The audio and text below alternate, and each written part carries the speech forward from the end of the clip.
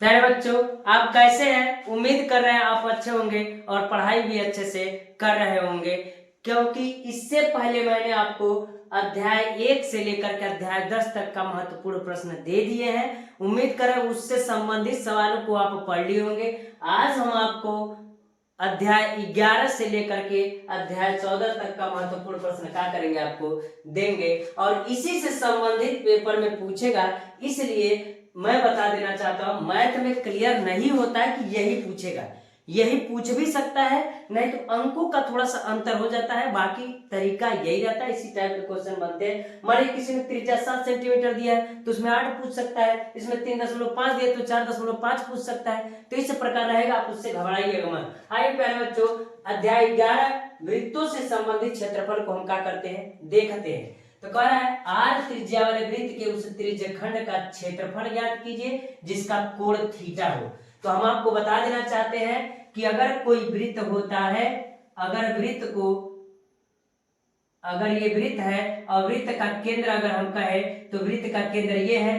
अगर इसके इस रूप में अगर काट दिया जाता है तो इस भाग को क्या कहा जाता है, तो इस भाग को त्रिज्यखंड कहा जाता है, क्योंकि एक त्रिज्या के आधार पर इसको क्या कर दिया जाता है, काट दिया जाता है। तो ये छोटा है तो इसे लघु त्रिज्यखंड कहा दिया जाता है, और ये बड़ा है तो इसको क्या कहा दिया जाता है, दीर्घ त्रिज्यखंड कहा दिया जाता है, दीर्घ त्रिज्यखंड कहा दिया जाता है। अगर हम इसी को, इस वृत्त को इस प्रकार न काट करके अगर हम कहें कि इस प्रकार वृत्त है और वृत्त को यहां से ऐसे काट दिया जाए तो आप बताइएगा यह क्या होगा, यह वृत्त खंड होगा, त्रिज्यखंड नहीं होगा, क्योंकि वृत्त का खंड किया गया है। तो ये छोटा है तो ये लघु वृत्त खंड होगा, और ये बड़ा है तो यह क्या होगा, दीर्घ वृत्त खंड होगा। तो हम कहेंगे यह दीर्घ वृत्त खंड होगा। अब चलते हैं, हम आपको बता रहे पहला क्या कर रहा है, आर त्रिज्या वाले वृत्त के उस त्रिज्यखंड का क्षेत्रफल ज्ञात कीजिए। यानी इसकी त्रिज्या आर है, कोण इसका क्या है, थीटा है। तो कह रहा है इसका क्षेत्रफल ज्ञात करने वाले फार्मूले को लिखिए, तो आपको अच्छे से पता है क्या होगा, पाई आर स्क्वायर थीटा बट्टा में 360 अंश। इस प्रकार आप याद कर लीजिएगा। अगला क्वेश्चन कर रहे चित्र में त्रिज्यखंड ओ ए बी का क्षेत्रफल ज्ञात कीजिए। ओ ए बी का क्षेत्रफल पूरा क्या करना है, ज्ञात करना है।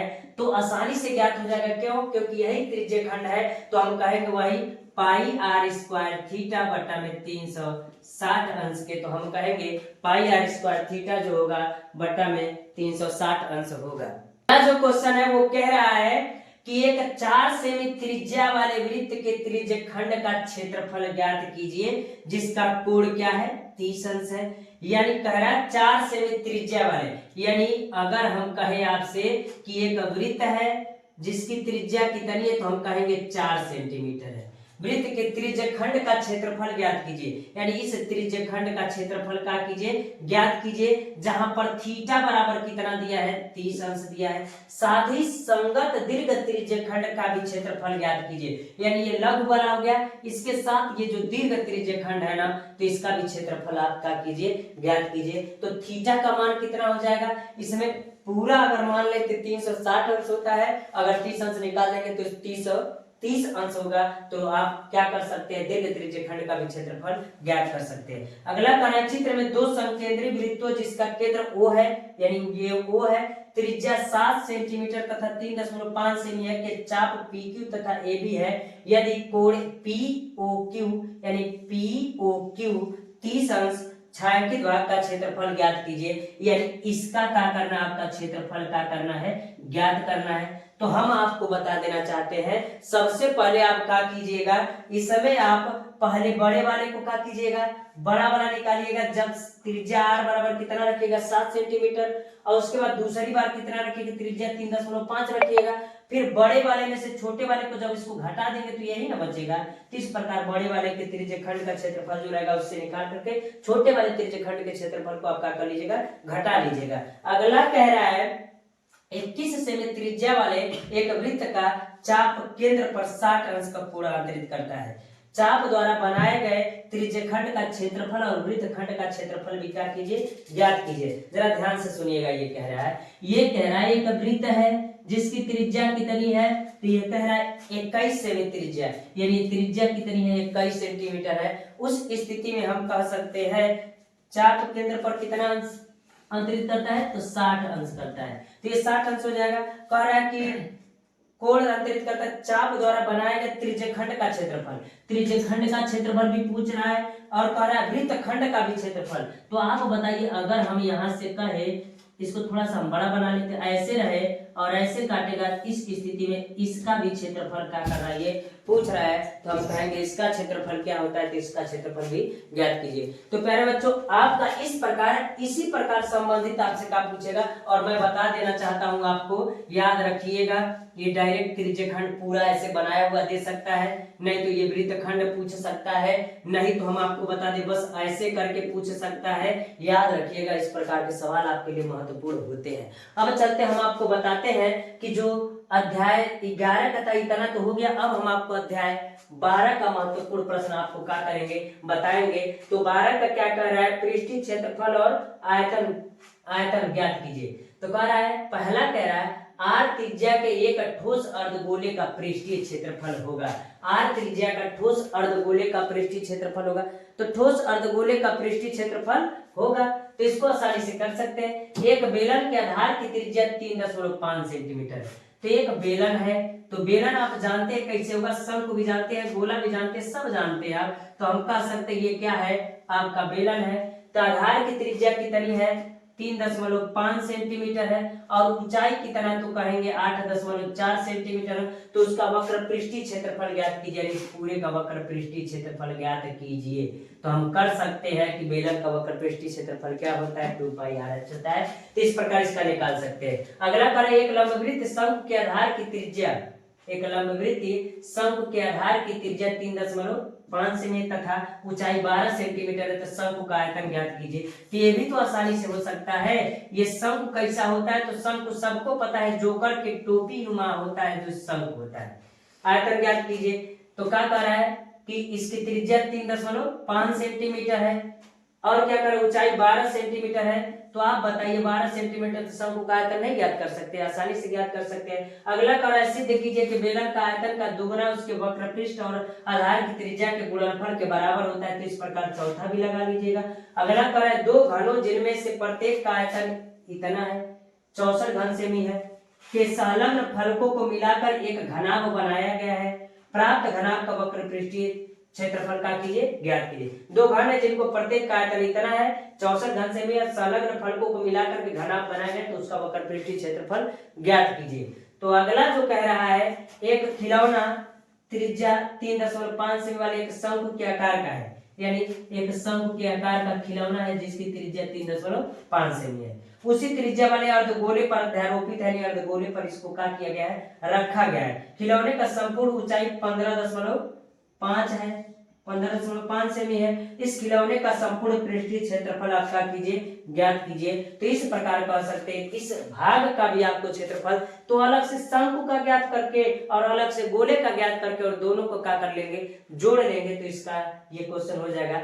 इसका अगला जो क्वेश्चन है वह निम्न है, जो अगला इसका है वो कह रहा है, हम बार बार कह रहे हैं कि ये फिगर होगा जो, तो कभी कोई शंकु किसी गोले के ऊपर रखा होगा, नहीं तो बेलनाकार भाग के ऊपर रखा होगा।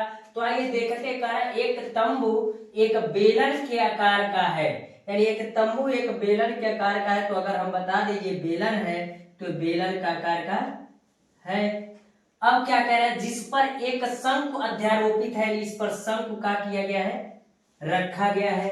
यदि बेलन भाग की ऊंचाई और व्यास क्रमशः 2.1 सेमी, 1 मीटर और 4 मीटर है, यानी व्यास इसका क्या कह रहा है, बेलनाकार भाग की ऊंचाई कितना है, तो 2.1 है, और इसकी त्रिज्या कितनी है, तो 4 मीटर है, तथा शंकु की तिर्यक ऊंचाई 2.8 मीटर है, 2.8 मीटर है। तो इस तंबू को बनाने में प्रयुक्त कैनवास का क्षेत्रफल, यानी पूरा अगर इसको ढकना हो तो कैनवास यानी कपड़े की कितनी जरूरत पड़ेगी।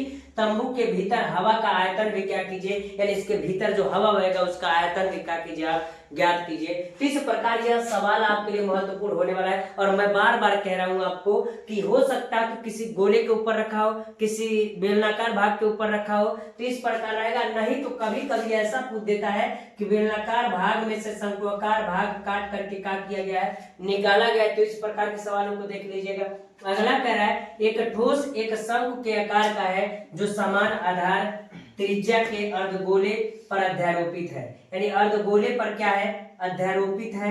फिर अर्धगोला आ गया, यदि अर्धगोले का वक्रपृष्ठी तथा शंकु का वक्रपृष्ठी समान हो तो शंकु के त्रिज्या और ऊंचाई का अनुपात क्या कीजिए, ज्ञात कीजिए। तो इस प्रकार के सवालों को आप देख लीजिएगा। इस प्रकार आपका अध्याय 12 का भी महत्वपूर्ण प्रश्न हो गया है। अब मैं आपको अध्याय 13 का महत्वपूर्ण प्रश्न बताएंगे। प्यारे बच्चों, अध्याय 13 जो आपका सांख्यिकी है, इसका महत्वपूर्ण प्रश्न हम देंगे जो आपके बोर्ड पेपर के लिए बहुत महत्वपूर्ण होगा। तो इसका पहला क्वेश्चन ये कह रहा है 1 से 9 तक की प्राकृतिक संख्याओं का माध्य होगा। तो माध्य का मतलब ही समांतर माध्य है, और समांतर माध्य बराबर क्या होता है, तो आपको पता है ही है कि कुल पदों का योग, कुल पदों का योग बटा कुल पदों की संख्या। तो इस प्रकार हम पदों के योग को निकाल करके और संख्या को निकाल करके जब भाग देंगे तो क्या मिलेगा, तो समांतर माध्य होगा। इसी प्रकार कह रहा है 1 से 10 तक की धनात्मक सम संख्याओं का, 1 से 10 तक चलेंगे धनात्मक सम संख्याओं का समांतर माध्य निकालिए। अगला कह रहा है यदि 7, 13, 20, 17 तथा 3x का समांतर माध्य 18 है, तो इसमें क्या दिक्कत है, संख्या दिया 1, 2, 3, 4, 5 दिया है, तो कुल पदों का योग रखिए, कुल पदों की संख्या 5 है और इसमें समांतर माध्य क्या कर दिया है, 18 दे दिया है। तो तिर्यक गुणा करके आप x का मान क्या कर सकते हैं, निकाल सकते हैं। अगला कह रहा है 3, 4, 6 तथा x का समांतर माध्य 5 है, तो x का मान निकालिए। सेम कंडीशन है, फिर वही दे दिया, कुल पदों का योग निकाल लेंगे बटा कुल पदों की संख्या कितनी है, 1, 2, 3, 4 है, तो कह रहा है समांतर माध्य इसका 5 दिया है, तो x का मान तो निकल ही जाएगा। अब अगला कह रहा है 2, 3, 7, 2, 7, 5, 3, 7 का बहुलक क्या होगा। तो बहुलक का मतलब यही होता है जो किसी श्रेणी में यानी संख्या दिया होगा उसमें जिसकी संख्या अधिक होती वही क्या कहलाता है, बहुलक कहलाता है। 2 कितनी बार है, 1 बार, 2 बार है, लेकिन 7 कितनी बार है, 1 बार, 2 बार और 3 बार। इसमें सबसे अधिक बार क्या है, 7 है, इसलिए इसका बहुलक कितना होगा, 7 होगा। और ये बहुविकल्पी में आपसे क्वेश्चन क्या कर सकता है, पूछ सकता है। इस प्रकार के क्वेश्चन जो होंगे बस बहुविकल्पी में आएंगे। अगला क्वेश्चन देखिएगा, निम्नलिखित सारणी का माध्य ज्ञात कीजिए। निम्नलिखित सारणी का माध्य ज्ञात कीजिए। तो माध्य का मतलब ही है समांतर माध्य। जब सारणी के रूप में दिया होगा तो वर्ग अंतराल दिया है, तो वर्ग अंतराल से हम सबसे पहले यक्ष निकालेंगे, और यक्ष तो दिया ही है। यक्ष निकलेगा कैसे, तो दोनों को जोड़ करके 2 से भाग दिया जाता है, यानी 10 0 तो 10 बटा 2 तो 5 हो जाएगा, 20 धन 10 बराबर 30 बटा 2 तो 15 हो जाएगा। इसी प्रकार भाग दे करके x का मान निकाल करके और उसके बाद से f और x का गुणा कर देंगे तो f(x) निकल जाएगा। और उसके बाद समांतर माध्य बराबर क्या होता है, तो कहेंगे समांतर माध्य बराबर, अगर बंटन में इस माध्य सारणी में दिया होगा तो हम कहेंगे सिग्मा f(x) बटा सिग्मा कितना होगा, f होगा। तो इस फार्मूले पर रखेंगे तो समांतर माध्य आपका निकल जाएगा। अब कारण निम्नलिखित बारंबारता बंटन में बहुलक का वर्ग होगा, तो इस श्रेणी को देख करके आप बहुलक का मान निकालिएगा। सेम इसी प्रकार इसमें, लेकिन आपको f1, f0, f2 निकालना पड़ेगा इसमें, तो इसको सीधा करके सारणी लिख करके व्यवस्थित निकालिएगा। अगला जो कह रहा है आंकड़ों 2, 12, 0, 9, 5, 15, 7, 4 की माध्यिका होगी। तो कितनी संख्या है, 1, 2, 3, 4, 5, 6, 7, 8 है, तो ये सम 8 सम संख्या है। तो सम संख्या वाला फार्मूला लगाइएगा, अगर विषम देगा तो विषम लगाइएगा। इससे पहले इसको आरोही क्रम में लिख करके उसके बाद से मान क्या करते हैं, ज्ञात करते हैं। तो अगला कह रहा है माध्य, माध्यक एवं बहुलक के बीच संबंध क्या होता है, तो हमने लिख भी दिया है कि बहुलक बराबर क्या होता है, तो 3 माध्यक माइनस 2 माध्य होता है। तो ये बहुविकल्पी का क्वेश्चन इससे पूछ सकता है, डायरेक्ट फार्मूला भी पूछ देता है कि क्या होता है माध्य, माध्यक एवं बहुलक के बीच में संबंध। तो आप इसको क्या कीजिएगा, बताइएगा कि बहुलक बराबर 3 माध्य माइनस 2 माध्य होता है। यदि दिए गए, अगला क्वेश्चन जो करा है, यदि दिए गए आंकड़ों का समांतर माध्य बहुलक क्रमशः 28 और 16 है तो माध्य क्या ज्ञात कीजिए। तो सेम इसी पर लग जाएगा। क्या कह रहा है, क्या क्या दिया, समांतर माध्य दे दिया है, तो माध्य कितना दे दिया, 28 दे दिया है, और बहुलक कितना दे दिया, 16 दे दिया है। तो क्या माध्य का आप ज्ञात नहीं कर सकते क्या, जो जो मान दिया इस पर रख करके आप क्या कर सकते हैं, ज्ञात कर सकते हैं। इसलिए इस प्रकार के क्वेश्चनों को क्या कर लीजिएगा, देख लीजिएगा। और सारणी से जरूर एक क्वेश्चन पूछेगा, इसमें जैसे दिया है वर्ग अंतराल इतना इतना इतना करके 3 से 40, 40 से 50 करके दिया है, फिर बारंबारता 4, 5, 13, 20 और 8 दिया है। तो इसका प्रयोग करके आप संचयी बारंबारता निकाल करके माध्यिका का कीजिएगा, निकालिएगा, ये भी आसान है। हाँ, एक प्रकार का और क्वेश्चन पूछता है, जो ये लास्ट वाला क्वेश्चन हमने दिया इस अध्याय का।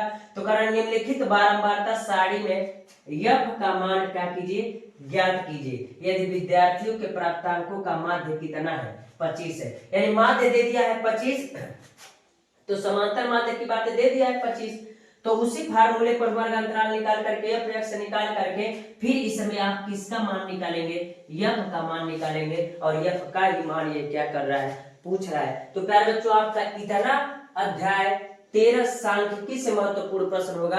अगर इस टाइप के सवाल, इससे संबंधित सवालों को पढ़ लेंगे तो आपको कोई दिक्कत नहीं होगा। अब आपको हम अध्याय 14 प्रायिकता का क्वेश्चन बताएंगे। जो अगला जो है प्रायिकता अध्याय 4 अध्याय 14 है, तो हम कहेंगे कि जो प्रायिकता है उससे किस प्रकार के सवाल पूछते हैं हम देखते हैं। तो पहला क्वेश्चन कह रहा है, एक सिक्के को एक बार उछालने पर ऊपर शीर्ष आने की प्रायिकता। तो कह रहा है, जरा ध्यान से सुनिएगा, एक सिक्के को एक बार ऊपर उछालने पर शीर्ष आने की प्रायिकता होगी। अगर हम कहें कि आपका प्रायिकता बराबर क्या होता है, तो हम कहेंगे कि अनुकूल स्थिति बटा अनुकूल स्थितियां बटा कुल स्थितियां। अगर हम कहें एक सिक्के को एक बार उछालने पर ऊपर शीर्ष आने की प्रायिकता, हेड और टेल होता है, आपको पता है कि किसी सिक्के के दो पहलू होते हैं, हेड और टेल। तो अगर हम सिक्के को देखें तो दो ही पहलू होते हैं, तो कुल स्थितियां कितनी है, 2 है। लेकिन हेड एक ही बार आएगा, टेल एक ही बार आएगा, दोनों में से कोई एक ही बार आएगा, तो उस समय क्या होगा, एक हो जाएगा अनुकूल स्थितियां। तो कह रहा है शीर्ष आने की प्रायिकता, तो कुल स्थितियां कितनी होंगी, 2, या तो हेड या तो टेल, तो 2 कुल स्थितियां हो गई। लेकिन उस समय से शीर्ष आने की पूछ रहा है, इसलिए क्या होगा, तो इसकी प्रायिकता क्या होगी, 1/2 होगी। अगर हम कहें कि जिसको यह बात पता होगा कि प्रायिकता बराबर होता है अनुकूल स्थितियां बटा कुल स्थितियां, तो सवाल लगा ले जाएगा इसमें से सब। देखिए अगला क्या कह रहा है, अच्छी प्रकार से फेंटी गई 52 पत्तों की एक गड्डी में से एक इक्का आने की प्रायिकता क्या होगी। अगर कहे तो पूरे पत्ते कितने हैं, 52 है, पूरे ताश की गड्डी में पत्ते कितने होते हैं, 52 होते हैं, तो कुल स्थितियां कितनी है, 52 है। लेकिन आपको पता होगा कि जब ताश की गड्डी होती तो उसमें 4 इक्के होते हैं, कितने होते हैं, 4, तो इक्का आएगा तो 4 ही तो आएगा, चाहे पान का है, चाहे चीड़ का, चाहे हुकुम का, चाहे ईंट का है, तो जब जब आएगा 4 ही, तो अनुकूल स्थितियां कितनी होंगी, 4, तो 4 एकम 4 13 हो जाएगा, 13 चौके 52, तो 1/13 हो जाएगा इसका आंसर। अब कहेंगे सर क्यों ऐसा हो गया, तो कुल 52 पत्ते हैं तो 52 कुल स्थितियां हो जाएंगी। और कह रहा है एक गड्डी में से एक इक्का निकाला जाता है, एक इक्का निकलेगा तो कौन सा है ये पता नहीं है, तो 4 ही तो इक्के निकलेंगे। अगर 52 पत्ते हैं उसे बारी बारी करके अगर हम रखे 52 जगह, तो इक्का 4 ही बार तो निकलेगा, तो कुल स्थिति 52 होगा और अनुकूल स्थिति कितना होगा, 4 होगा। इस प्रकार कह रहा है फिर से 52 पत्तों की अच्छी तरह से फेंटी गई एक गड्डी में से एक पत्ता निकाला जाता है, एक तस्वीर वाले पत्ते को प्राप्त करने की प्रायिकता क्या होगी। तस्वीर वाले, अब आपको पता होगा तस्वीर वाले क्या होते हैं, तो हम आपको बता दें कि ताश की गड्डी में कुल कितने पत्ते होते हैं, तो 52। अब तस्वीर वाला का मतलब होता है, आपको होता है, एक होता है गुलाम, बेगम और बादशाह, 3 होता है। तो 3 होगा, तो 3 में आपका होगा, 3 किसका होगा, 3 चीड़ का होगा, फिर 3 ही किसका होगा, पान का होगा, 3 ही हुकुम का होगा, और 3 ही किसका होगा, ईट का होगा। तो 3 होगा, तो टोटल कितने हो गए, 12 फेस कार्ड निकलेगा। तो क्या कर, इसमें तरह की फेंटी गई गड्डी में से एक पत्ता निकाला जाता है, एक तस्वीर। तस्वीर का मतलब फेस कार्ड, जिस पर फिगर बना रहता है, तो उसको हम कहते हैं तस्वीर वाले पत्ते या फेस कार्ड कहते हैं। तो 52 पत्तों में से कुल कितने होते हैं जिन पर तस्वीर वाले पत्ते, तो टोटल कहेंगे 12। तो हम कहेंगे 3 से कटेगा, 3 चौके 12, 13 चौके 52। ये ऐसे कर दीजिए, 4 तिहाई 12 और 13 चौके 52, तो टोटल हो जाएगा 3/13 के, इतना हो जाएगा। इसी प्रकार इसकी प्रायिकता की यादृच्छा रूप से चुने गए एक ऐसे वर्ष जो अधिवर्ष न हो, यानी लीप वर्ष न है, साधारण वर्ष है। तो 53 रविवार होने की प्रायिकता क्या होगी। तो अगर हम कहें कि जब साधारण वर्ष होता है, तो साधारण वर्ष में 365 दिन होते हैं, और जब 365 दिन होते हैं तो इसमें 52 सप्ताह होता है, और एक दिन एक्स्ट्रा होता है। एक दिन का होता है, एक्स्ट्रा होता है। 52 सप्ताह में 52 रविवार तो आ जाएगा, लेकिन 53 रविवार होने की प्रायिकता कह रहा है। तो आप बताइए, जो 52 सप्ताह हो गया, एक दिन जो एक्स्ट्रा बच रहा है, वो एक दिन एक्स्ट्रा बचा हुआ सोमवार भी हो सकता है, मंगलवार भी हो सकता है, बुध बृहस्पति शुक्र शनि और रवि भी हो सकता है। इन 7 में से कोई भी हो सकता है। तो कुल स्थितियां कितनी है, 7 है। तो उसमें से रविवार कितनी बार आएगा, 1 बार आएगा। तो इसकी कितनी हो जाएगी प्रायिकता, कहेंगे 1/7 प्रायिकता हो जाएगी। तो इसका कितना आंसर होगा, तो 1/7। क्यों, ये कर अधिवर्ष न हो, लीप वर्ष न हो, तो है कौन सा वर्ष, साधारण वर्ष। और साधारण वर्ष में 365 दिन और 52 सप्ताह, एक दिन एक्स्ट्रा होता है। तो 52 सप्ताह में 52 रविवार तो हो गया, 53 रविवार होने की प्रायिकता। तो कह रहा है कि 7 दिन, 7 तो कुल होते हैं, सोम मंगल बुध बृहस्पति, एक दिन यानी रविवार, तो 7 कुल हो गया, और एक क्या है, अनुकूल स्थिति है। अगला देखिए, एक पासे को एक बार फेंका जाता है तो एक अभाज्य संख्या आने की प्रायिकता।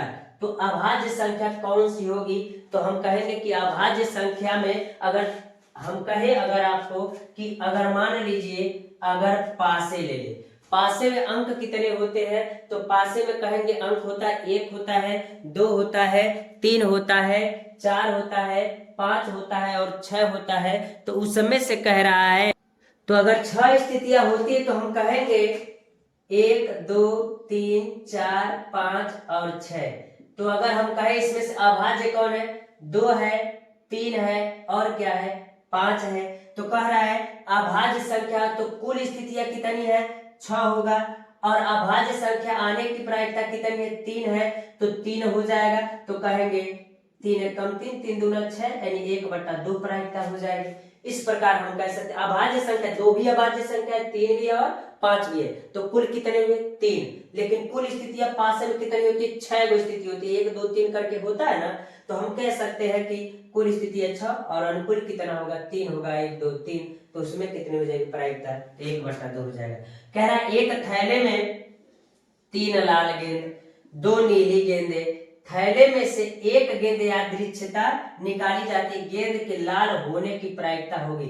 अगर हम आपसे कहें एक थैले में अगर गेंद लाल कितनी रखी गई है, तो लाल रखी गई है, आपको पता है कितना, 3 को रखा गया है। और 2 नीली गेंदें रखी गई है, तो नीली कितनी रखी गई है, 2। तो आप बताइएगा जरा कि पूरा उस थैले में गेंदें कितनी रखी गई, तो 3 2 5 ही गेंद तो रखी गई है। जब 5 गेंद रखी गई है, तो हम कह सकते हैं कि 5 गेंद जब रखी गई तो कुल स्थितियां कितनी हो जाएगी, 5 हो जाएगी कुल स्थितियां। अब कह रहा है कि थैले में से एक यादृच्छिकता निकाली जाती है, गेंद के लाल होने की प्रायिकता। अगर बारी बारी उस गेंद को निकाला जाए, तो आप जरा बताइएगा कि बारी बारी निकाला जाएगा तो लाल कितनी बार निकलेगा, तो लाल 3 बार निकलेगा। तो कुल स्थितियां 5 हो जाएगी, तो अनुकूल कितना होगा, 3 होगा। तो 3/5 इसका क्या हो जाएगा, आंसर हो जाएगा लाल होने की प्रायिकता। अगला कर है एक पासे को एक बार फेंका जाता है, निम्नलिखित को प्राप्त करने की प्रायिकता ज्ञात कीजिए। एक अभाज्य संख्या, बहुत आसान है। पासे को एक बार फेंका जाता है तो एक अभाज्य संख्या का प्रायिकता होने की क्या होगा, 2 और 6 के बीच स्थित कोई संख्या, तो एक पासे को फेंकेंगे तो कुल स्थितियां 6 तो होगा। अब क्या है, एक अभाज्य संख्या, तो अभाज्य संख्या इसमें क्या होगा, 2 3 5, तो कुल स्थितियां 3 यानी 1/2 हो जाएगा। और 2 और 6 के बीच स्थिति कोई संख्या, 2 और 6 के बीच, तो 2 है और 6 के बीच का होगा, तो 1 2 3 4 5, 3 ही संख्या जो है, तो फिर कुल स्थितियां कितनी हो जाएंगी, 6, और इनके बीच संख्या जो है 3, तो फिर इसका भी आंसर कितना आएगा, 1/2 ही आएगा। उसी प्रकार इसमें कह रहा है एक डिब्बे में 5 लाल कंचे, गेंद की जगह कंचे कह दिया, 8 सफेद कंचे और 4 हरे कंचे, इस डिब्बे में से एक कंचा या दृच्छा निकाला जाता है, इसकी क्या प्रायिकता है कि निकाला गया कंचा एक लाल होगा, सफेद होगा, लाल या सफेद होगा, हरा नहीं होगा, तो कुल कंचे सेम कंडीशन है, कुल कंचे 5 8 5 13 और 13 4 17 कंचे रखेंगे, बारी बारी निकालेंगे, तो लाल कितना है तो 5 है तो 5/17 हो जाएगा, सफेद है तो 8 है तो 8/17 हो जाएगा। इस प्रकार करके आप अनुकूल स्थितियां बटा कुल स्थितियां से आप इसको भी कर सकते हैं। और आज आपका मैथ का जितने भी महत्वपूर्ण टॉपिक थे आज आपके क्या हो गए, खत्म हो गए। यानी इतने चैप्टर का जो था, यानी 14 चैप्टर तक का महत्वपूर्ण प्रश्न हमने आपको दे दिया है, और उम्मीद कर रहे हैं कि पिछला दिया हुआ अध्याय आप पढ़े भी होंगे और इतना भी पढ़ लीजिएगा, और इससे बाहर से क्वेश्चन नहीं पूछेगा, इसी से रिलेटेड क्वेश्चन पूछता है प्यारे बच्चों, इसलिए इसको तैयार कर लीजिए। आज के लिए इतना रहने देते प्यारे बच्चों, धन्यवाद।